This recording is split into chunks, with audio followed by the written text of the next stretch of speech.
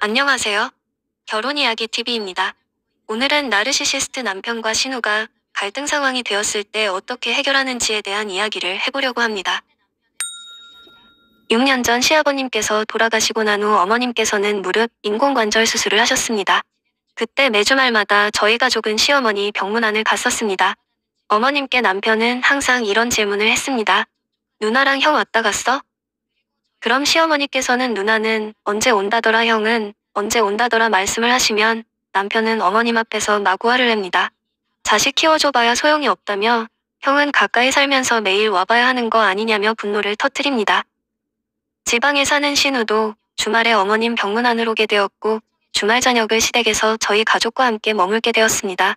저녁을 먹고 나 후 저는 방 안에 있었는데 거실에 남편과 함께 있었던 딸아이가 울면서 방문을 벌컥 열며 제게 뛰어 들어오는 겁니다.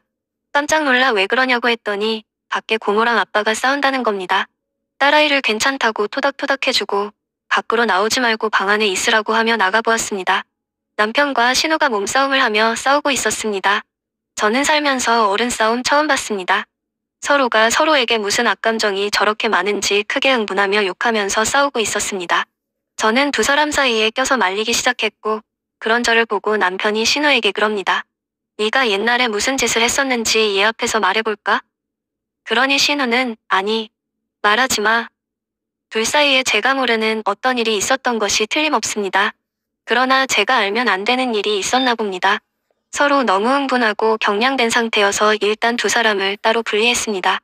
남편에게는 나가서 화 좀 시키고 오라며 밖으로 내보냈고 신우 방 안에서 신우와 이야기를 나누었습니다. 신우는 서러움이 폭발해 눈물을 흘리며 말했습니다.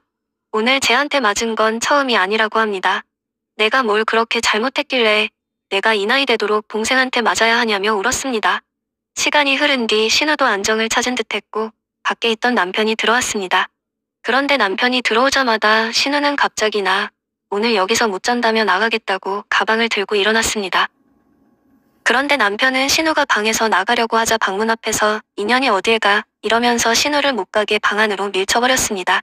신우는 남편의 힘에 밀려 방 안으로 떠밀려 들어갔지만 계속 나가겠다고 고집을 피우니 남편이 또다시 극도의 분노를 터뜨리며 야 이씨 가긴 어딜 가. 너 절대 못 가. 하며 신우를 못 나가게 했고 결국 신우는 알겠다 나 안 간다. 하며 포기한 듯 가방을 다시 내려놓았습니다. 그날은 어떻게 지나갔는지 모르겠습니다. 도대체 어린애 앞에서 왜 싸우는 건지 이해도 안 되었습니다. 다음날 저는 아침이 돼서 저는 주방에서 아침상을 차려 안방으로 가지고 왔고 신우를 불렀습니다. 어제 남편하고 그렇게 싸웠는데 같이 밥 먹을라나 하면서 언니 식사해요 하고 불렀는데 바로 나와서 안방으로 왔습니다. 저는 중간에서 어떻게 해야 할지 몰라 그냥 조용히 끼적끼적 밥 먹고 있는데 신우가 틀어져 있는 뉴스를 보면서 남편에게 아무렇지도 않게 말을 건넸습니다. 그 말을 남편도 그냥 받아주는 겁니다. 저는 밥 먹다가 갑자기 뇌정지가 오는 듯한 느낌을 받았습니다. 보통 저렇게 싸우고 나면 화해한 것도 아니면 같이 한 밥상에 얼굴 맞대기도 쉽지 않은데 심지어 거기다 둘이 아무렇지도 않게 웃으며 대화를 한다는 것이 너무 상식적으로 이해가 되지 않았습니다. 아버님께서 돌아가시고 그 다음해에 신우는 결혼을 했습니다. 40 중반의 늦은 나이에 집구석이 싫어 도망치듯 결혼하는 듯해 보여 저는 걱정이 되었지만 좋은 배우자를 만난 덕분인지 잘 지내고 있는 듯 합니다. 그렇게 신우와 남편은 남보다도 못한 사이가 되어 남편은 집안 제사 때도 못 오게 하고 어머님께 신우와 만나지 못하게 했습니다. 코로나 핑계로 2년 만에 겨우 만났던 적이 있었습니다. 애들도 있고 하니 그냥 밥이나 맛있게 잘 먹고 오면 좋았을 것을 기어이 신우와 남편은 만난 식당 안에서 싸우기 시작해서 식당 밖에 나와서까지 몸싸움을 하며 싸웠습니다. 시어머니께서는 두 사람이 싸우는 것을 적극적으로 말리지도 않으시고 그냥 옆에서 가만히 서서 지켜보기만 했고 신우 남편분도 당황하셔서 어쩔 줄 몰라 하시며 말리셨습니다. 저는 아이들이 어른 싸움 보고 불안해할까봐 차로 피신왔습니다. 딸아이는 아빠랑 고모랑 싸운다며 울기 시작했습니다. 저는 딸아이를 안심시키는데 진땀을 빼야 했습니다. 차로 돌아와서 남편은 신우에 대한 욕을 끊임없이 쏟아냈습니다. 아이들이 있어도 소용이 없습니다. 2년 전연하며 분이 안 풀리는지 계속 욕했습니다. 아이들도 아빠가 계속 화를 내니 그냥 잠들어 버립니다. 시어머니도 아이들 앞에서 말 조심하라고 한마디 해주셨으면 좋겠지만 아무 말씀도 안 하십니다. 참 답답한 상황 속에서 저는 무던히 버티고 버텼던 것 같습니다.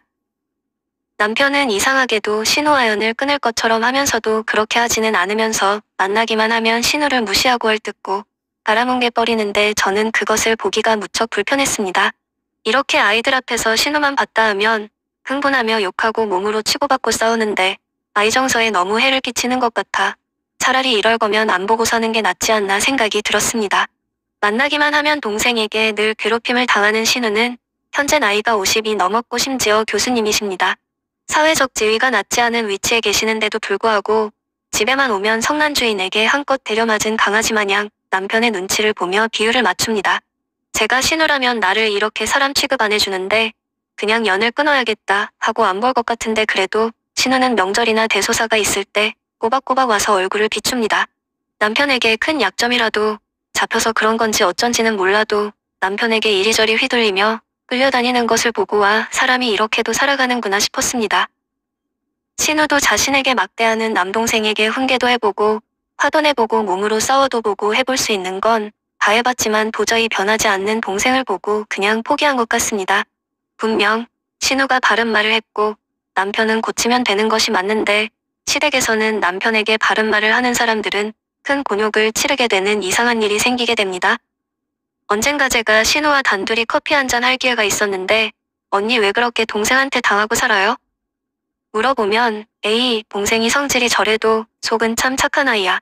표현이 좀 거칠어서 그렇지 난 좋아질 거라고 생각해. 너니 애가 안 되겠지만 원래 경상도 남자들이 좀 그래. 하시며 남동생 편에 서서 이야기합니다. 그 말은 제가 5년 동안 시어머니와 함께 살 때 늘상 시어머니께서 하시던 이야기였습니다. 시어머니는 유난히 남편이 화를 내면 무조건 참으셨고 그 상황이 지나가고 난 후에 제가 시어머니께 왜 아들이 잘못하고 있으면 야단을 치셔도 모자를 판에 왜 가만히 계시는 거예요? 하고 여쭤보면 항상 저런 대답을 하셨습니다.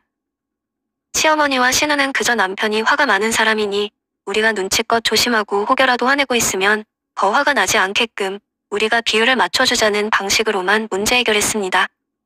남편의 성격은 시아버님 성격과 굉장히 많이 닮아 있었습니다. 반대로 아주버님 성격은 사회생활이 원활하지 못할 정도로 아주 소심하지요. 그래도 신우는 긍정적인 성격이 많이 있으셔서 사회생활은 그래도 안정적으로 하시는 듯 했지만 수업을 마치고 개인 교수방에 들어오면 학생들이 오는 게 싫어 문을 잠가 놓을 때도 있다는 말을 듣고 신우도 힘든 부분이 많구나 하고 생각했습니다. 시댁 식구들은 남편이 멋대로 가족들에게 함부로 대하는 모습을 봐도 누구도 따끔하게 지적해주고 고치도록 이끌어주는 사람이 아무도 없습니다. 쟤는 말해도 안 듣는 애니까 저러다 말겠지란 생각에 내버려두니 어떻게 되었습니까? 이 세상에서 자기가 정말 대단히 잘난 줄 알고 집안 사람들을 저렇게 무시하며 괴롭히는 난폭한 사람이 되고 말았습니다. 그런 환경에서 30년을 살아온 사람인데 제가 무슨 능력이 있어서 이런 사람을 고쳐보겠다고 매달렸던 건지 저도 참 무모한 짓을 했구나 하고 깨닫게 되었습니다. 그리고 결혼하기 전 배우자의 살아온 환경을 정말 잘 살피고 난 다음 해도 된다는 판단이 섰을 때 결혼해야 한다는 것도 함께 깨달았습니다. 제 경험이 도움이 되셨길 바라며 오늘 영상은 여기까지 하겠습니다. 시청해주셔서 감사합니다.